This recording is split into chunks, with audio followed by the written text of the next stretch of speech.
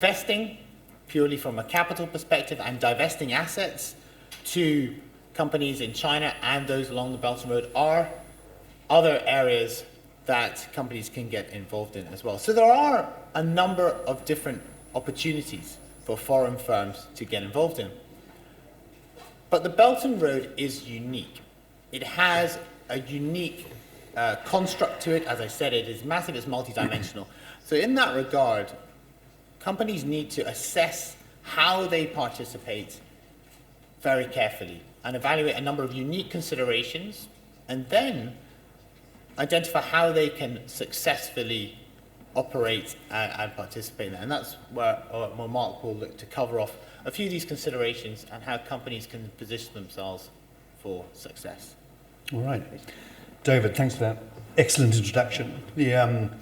The Belt and Road Initiative, as David has mentioned, is a very ambitious vision that requires extraordinary amounts of skill, diplomacy, large amounts of funding, as well as deep understanding from both public and private sectors about how to influence and implement infrastructure programs.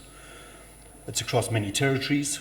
It spans different cultures, languages, regulatory frameworks, different degrees of development across different countries, and should lead to sustainable growth over the long term, poverty alleviation for poorer parts of the population, but more importantly, or very importantly, a lot of opportunity for the companies that are looking to invest in these territories. As with most big infrastructure programs, there are a few things that need to be assessed before investment decisions are made. And risk and return are clearly two of those, as well as how you might approach a market and how you might position yourself to succeed in the delivery of big infrastructure programs. All of those are really critical parts of what you have to do and are very relevant to Belt and Road opportunities, and that's what I'm going to cover now. So let me start with some of the unique risks that are inherent in such a multi-pronged, multi-dimensional, multinational program. Of course, when we're advising clients about infrastructure projects, one of the first and most basic premises on which you make your investment decisions is risk analytics and return. Understanding what risk exposure you have and how you price that risk into your projects.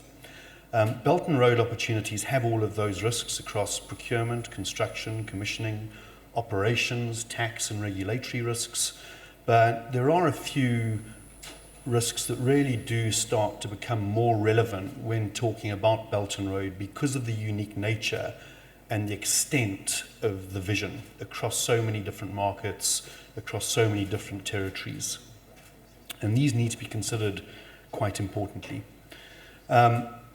Firstly, if you're looking at the different countries, you've got different cultures, different languages, different regulatory frameworks, different degrees of development across each of these.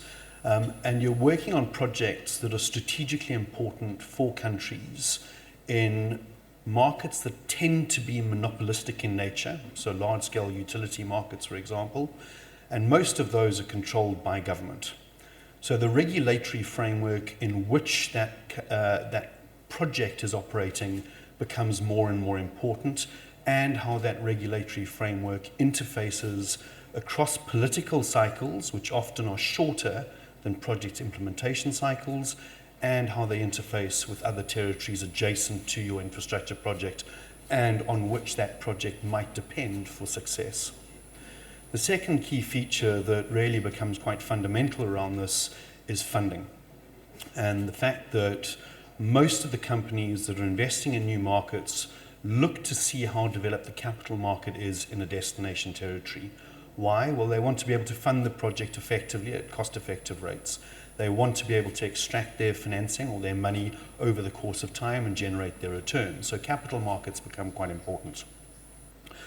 The geopolitics around Belt and Road is something that is way more heightened than if you're looking to do a standalone project in a specific market. Of course, the projects are generally cross-border, and that adds complexity.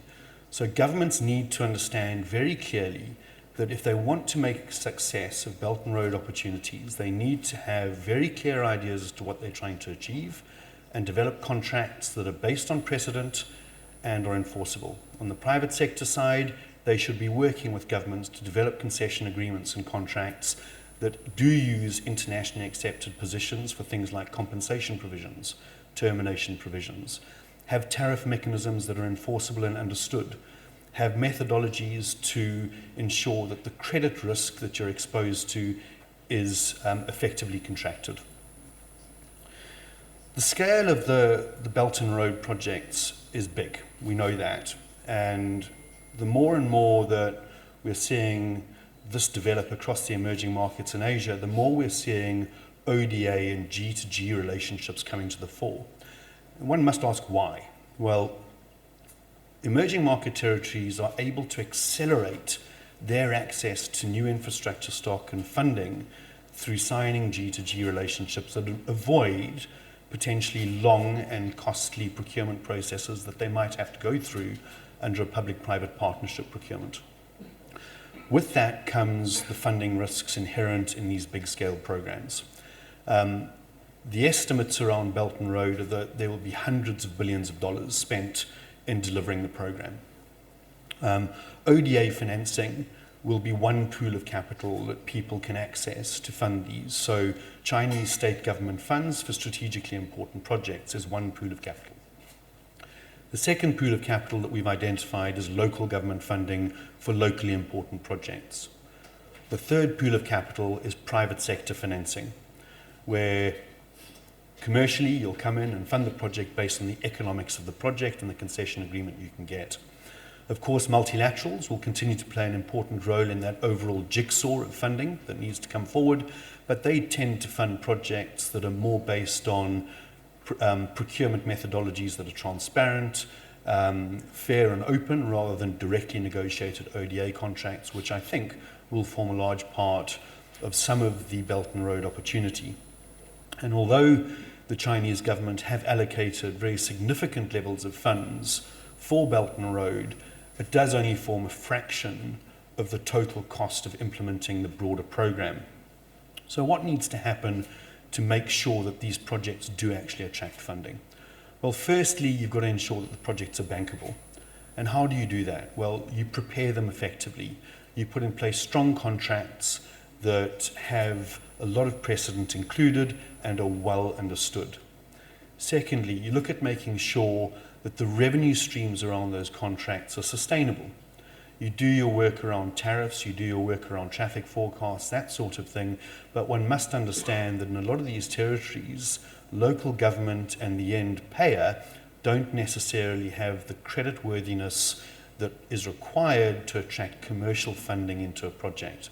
So work needs to happen around ensuring you have instruments in place that try and take on some of that risk. Operational and implementation risk across these programs is very significant. You're talking cross-territory, you're often looking at markets that are very underdeveloped and so have inadequate supply chains, potentially lack capacity. Certainly in government, you have a lack of understanding around government procurement. And so you've got to do a lot more work in understanding what you're actually getting into around these programs, who your partners are, who in government are the stakeholders, and how you can effectively deliver the project. Right, so you've got some strategies around what you need to do to make sure that you're doing the right thing. How do you then assess whether a project is viable or not? Well, you've got to go back to some very basic principles. And certainly if I look back over the last 15 years in Asia, one of the biggest fall down points or failures of government is to not prepare projects effectively. Okay? So up front, doing your viability assessments and ensuring that the projects that you're looking to invest in are economically viable on a standalone basis is important. Secondly, understanding the local market in which you want to be investing is critically important. All the markets that we are talking about are very different to each other, from a language, culture, political paradigm, funding, general economy. They're all very different to each other. So understanding your local market is crucial. Thirdly, the ecosystem in which your project is residing becomes quite important. Okay?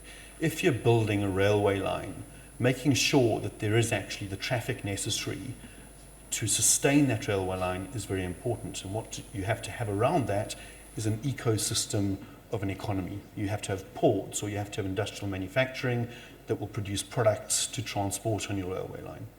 So the ecosystem becomes crucial. Finally, looking at your core skill set as an investor or owner or operator or an advisor, and making sure that you're matching that to the opportunity becomes quite critical. Now, project viability in the context of very strategic projects becomes quite difficult to assess. In a lot of our markets, countries and companies are looking to invest in projects that are not necessarily economically viable on a standalone basis. They might be investing in that project or delivering that project to gain a strategic position within their country, to gain access to a trade route, or to gain access to capacity, or to gain access to some resource. Now, often from those projects will come about more economically viable projects that you can invest in. So, for example, developing a greenfield port in northern Myanmar might not be an economically viable project on a standalone basis, but for a strategic position for China, that's very important in gaining access to the Indian Ocean. But alongside that, you need power, you need water, you need railways, you need housing, and you need manufacturing capability to sustain that port. And that's where a lot of the commercial opportunity will reside. If you then look at the ecosystem around these projects, there's probably three factors that are really important. One is connectivity, making sure that your project is connected into a broader economy around which it sits. The second is workforce. Is there a workforce that can actually deliver this, or are you expected to bring in a workforce? Okay. So often in parts of very emerging Africa, what you have seen is big workforces being transported from one territory into another to deliver a project. And that often leads to some quite difficult political issues around the local benefits of delivery, okay? Around the taxes that might get generated by a project for a local economy. And that is often where in Africa some of the backlash against the big programs has come. The third area is around how the longer term sustainable development of infrastructure around that corridor in which you're looking to invest. Is there a program? Some of the corridors clearly have more robust economic viability over the longer term than others do. So choosing your project and choosing your corridor from an ecosystem perspective becomes critically important. If you're then investing across these programs, often what we try and do is make sure that our clients understand the portfolio of projects in which they're investing. And there are a few ways that you can diversify risk away from individual investments. One is looking at a broad section of markets and sectors in which to invest, not focusing just on one territory, so you're not crystallizing all of the risk in one market. The second point is around looking at different stages of procurement. So is it greenfield? Is it a developmental project? Is it brownfield? Is it under construction? And trying to bring in your capabilities across the different parts of the infrastructure life cycle can reduce risk very significantly. And the third part is around where in the infrastructure cycle you might, or the supply chain you might invest. Are you looking to invest in logistics networks, IT? Are you looking to invest in supply of raw materials? Are you looking to invest in manufacturing? All of these are different parts of that infrastructure cycle that contribute to the success of an economy. So once you've made your decisions, you're looking at investing in a project in Belt and Road, the final sort of point that is very important is how you'd position yourself for success. Okay? How do you make sure that your investment will work?